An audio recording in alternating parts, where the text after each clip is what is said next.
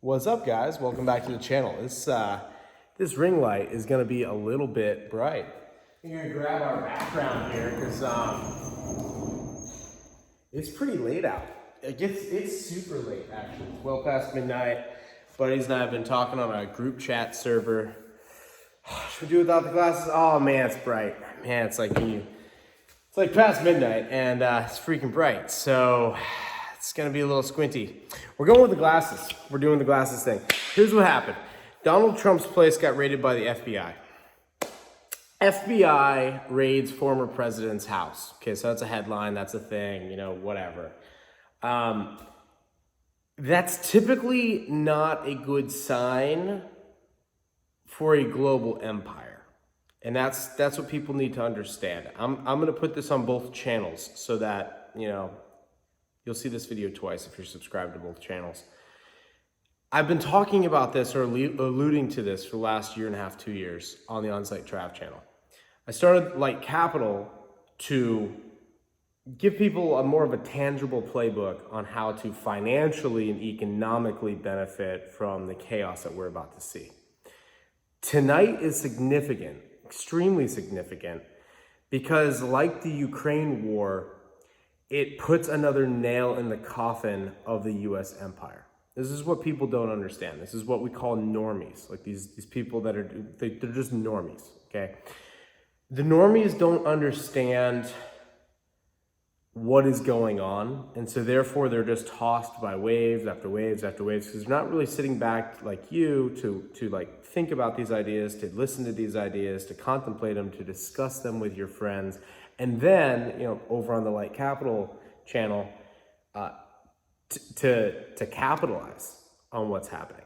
What you're seeing is something that has occurred in history over and over and over and over. You are seeing a large global empire, the largest empire that has ever existed, to our knowledge, in decline. The next question is, does it collapse quickly? Does it collapse slowly? Does the fact that it's a complex society, meaning like we work on a central grid, and everybody has refrigeration, and what occurs, like I just lost my refrigerator 2 weeks ago. I can tell you like I lost $300 or $400 worth of food in there, which is fine, because like we went through it and I was like telling the wife like, oh, see this says soy on the back. Yeah, we're not doing this anymore. See this is seed oil. We're not doing this either. Filled up garbage cans of stuff, and then we just got new stuff. However, I learned if you don't have a refrigerator, you're gonna be without food. Like in a big kind of way. We have dry storage, we have a secondary refrigerator, we've got all those like backup things, but like if you're without power and then you're without the refrigerator because of the lack of power, you're going to find out exactly how life has been for most of human history, with the exception of the Goldilocks years that we are now leaving. So for the last 40 years, we have lived in the Goldilocks years where like inflation wasn't a thing, interest rates always went down, bonds went up because of that, equities went up with it, baby boomer demographics were the best in the world. And so because baby boomer demographics were literally the best in the world, we were able to do things because we had the demand and we had the production of labor, and we had it all. I mean, we literally lived through peak empire. I mean, my upbringing was during the unraveling phase of the fourth turning, but also like we lived through peak empire, and it was pretty awesome. Like it was freaking awesome. However, where we sit now, all of that is basically over, and the world is just starting to figure this out, but mainly the Americans are gonna have the hardest time with this. Like globalism is now over, and that's a concept I'm gonna hit later, because globalism exists because of the New World Order that started in 1944. So real quick on it. Basically, U.S. Navy patrols the seas. We have beef with the Soviet Union later on. We drive up a coalition. Hey, if you guys support us, we'll make sure you can export tea out of Sri Lanka, and like U.S. Navy's got your back. And that's just what it is, right? And so global trade could happen. All of a sudden, it's like I could offshore jobs. I could hollow out the middle class. We had the reserve currency. So this is important because we overspent it, like all nations do. Had to go to fiat, had to switch it to the petro system, had to back it with the US military. So now we're sitting on this fiat petro system thing. And the problem with fiat currency is you have to expand it and have to continually to expand it. And if you fail to expand it, there's no reverse gear. So once it starts to collapse on itself, like these guys default, then these guys default, then these guys, and then it's just gone. And that's when you hear like this great reset, that's what will inevitably happen. At some point in time, it's going to expand, and like all things, it will collapse. And at that point in time, there'll be a new system. We'll tell the plebs, hey, look, it's no big deal. Take your thing, take your jabby thing, take this. You need a digital ID, got a QR code, got rations. Like whatever they want to do, they're going to be able to do. The counterpunch to this argument is they just raided the former president's house, personal residence. Now, it was weird when they pulled out a former White House official at 4 a.m, pulled him out, did an FBI raid on him, pulled him out in his undies, and before they went, called up CNN and was like, hey, you guys want to, like, we're going to go raid this guy's place. You guys want to come for the ride? Like, that's not normal, that's no way to run an empire. All right, that's just, you just don't do that. You don't go for your like political adversaries, like especially when they're out of power and they've been out of power for X amount of time. You don't do that. But these people that are in control are literal like Russian Bolsheviks. Like they're like literally like from the Russian Revolution. Like they have the same criminal personality type as those types of people. I can assure you, they will not leave power peacefully. Like that, you can forget that. The whole like midterms or 24, like all that stuff. Like these are political problems. You don't need political solutions, all right? But you're gonna beg for it anyway, because that's typically like what people are failing to miss, or what people are missing and they're failing to see, is that there are two classes in society. There always has been. There's like the peasants and there's the elites. You could call them nobles, and you could go up the chain from there and call them royalty. So you can get your different classes, but ultimately you have peasants and you have elites. We've lived in the Goldilocks era where the peasantry was able to be upper middle class and ultimately managerial email class, which is something I allude to on Instagram. And that's really is truly like a deeper subject to go down. But essentially what's happened is you have an overpopulation of these useless email jobs, and there's just no need for them. And so what's occurring is you have this culture war going on because, oh, well, I'm a woke 45-year-old, unmarried, no kids, body count of 55, feminist, diversity manager at like Twilio, whatever. And it's like, okay, that only exists because of like a world where like you have falling interest rates and you live in like literally, and I know a lot of you guys in this audience are newer. So it's like, but the reality is that only exists because you live in the fakest and gayest of times. Those times tonight ended. And so I just want to break it to you, like, yeah, those ended when they raided the former president's house. Now, I'm not a fan of this guy. I didn't think that Trump was any type of a supporter of liberty. I was completely against a lot of his policies.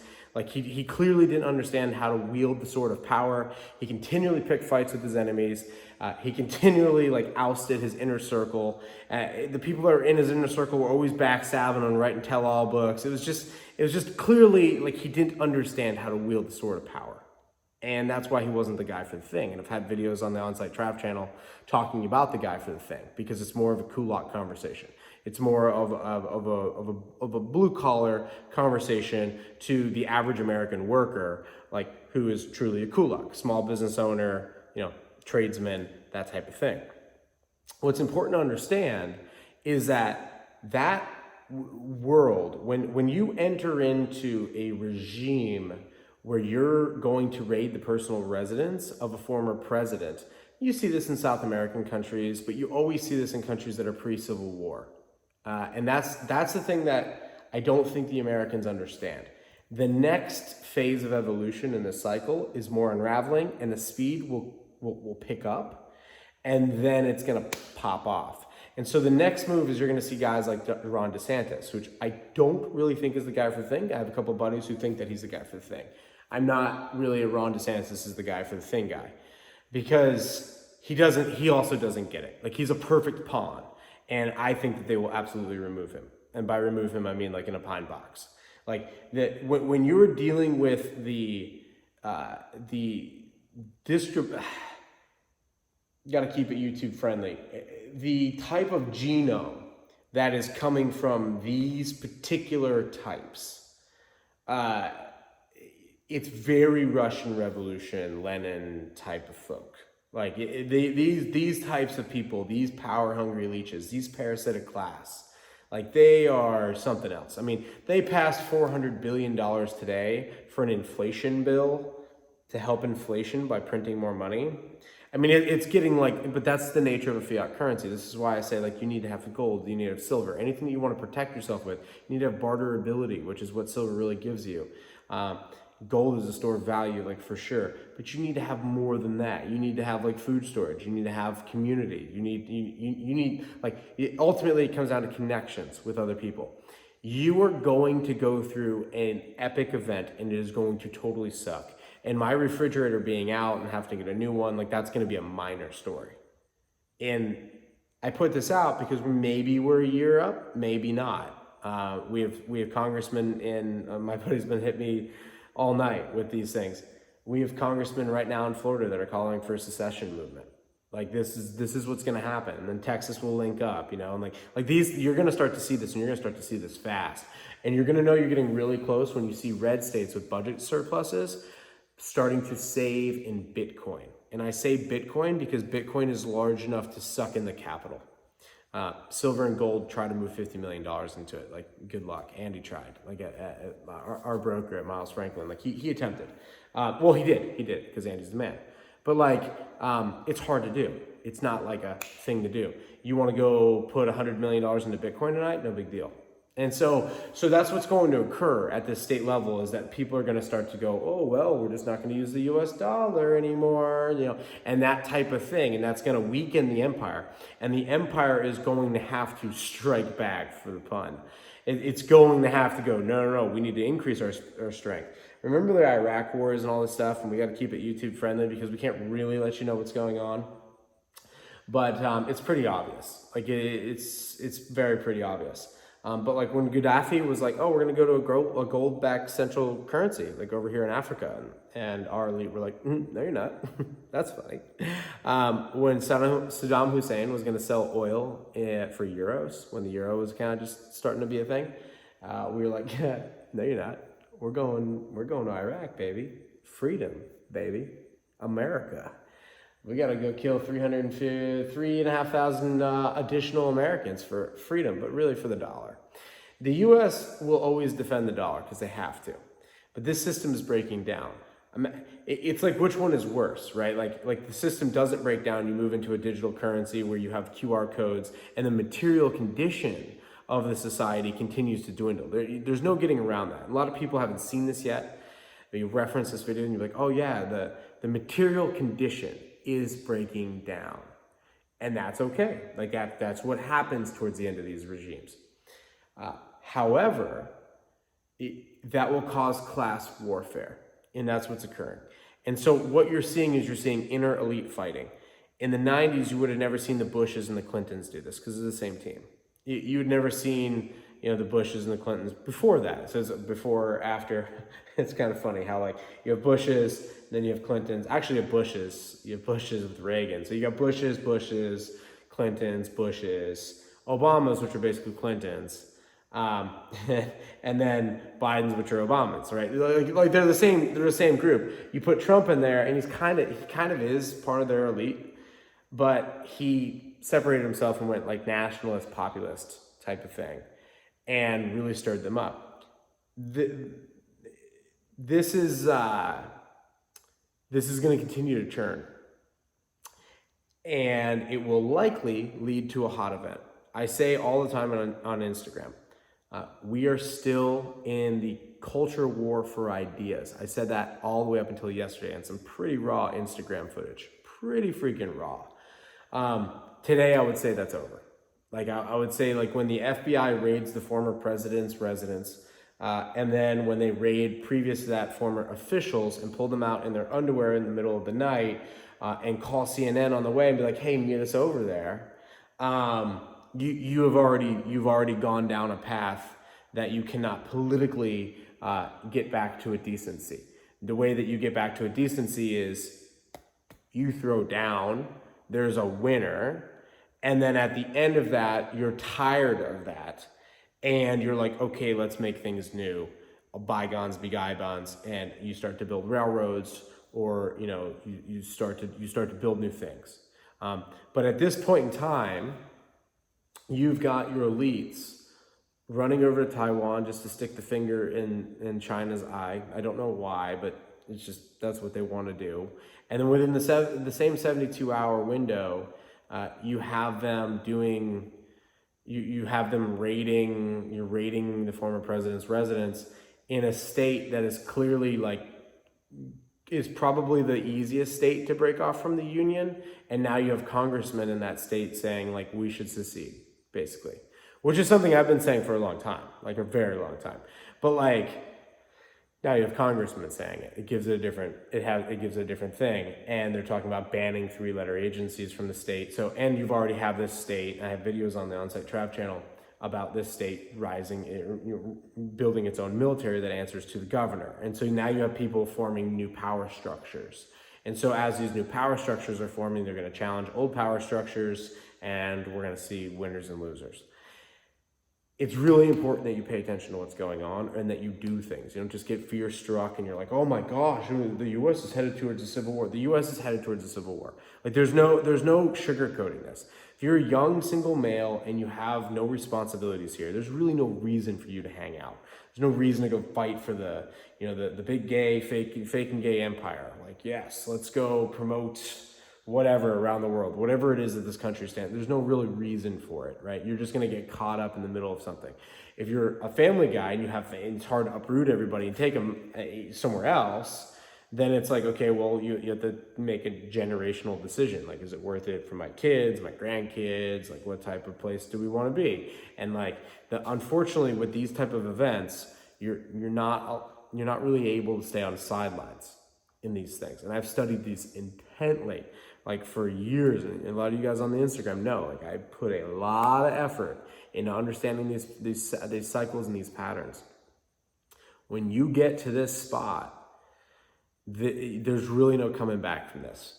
This is kind of that one sin that is just not forgivable on the political stage. And so now you start to see the unraveling, and now it's going to start to go really, really, really, really quick. So message here is to prepare, to be vigilant, to be aware, and to be as much of a blessing to your friends and family as you possibly can. And just like a commercial flight that's going down, that starts with you putting your oxygen mask on, because you cannot help anyone else out if you were unable to. All right, so it literally starts with you, man in the mirror type of stuff. But as far as the nation you live in, you are most definitely probably headed towards a hot civil war. And that'll look different than the last one. There's been 2. The American Revolution technically is a civil war. British fighting British. It was called the Great War at the time. And you have the American Civil War. Actually, then you have 1812. That's the 3rd one. So yeah, you have events on that just occur in American history. So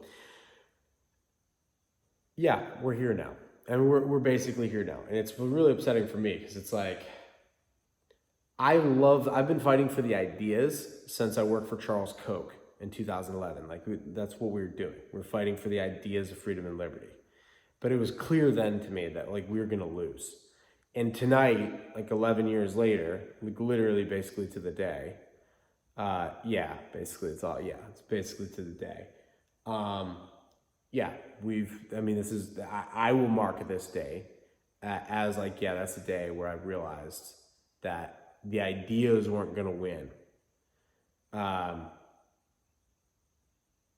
kind of feel we didn't push them hard enough, in a way. We're still pre real hot events going down. But when the FBI raids a several political residences, former political office holders, their personal residences, you're at that spot where you got to get a guy in there to rip that freaking organization out, and you've got to dismantle the entire freaking thing, and you've got to rebuild it from zero.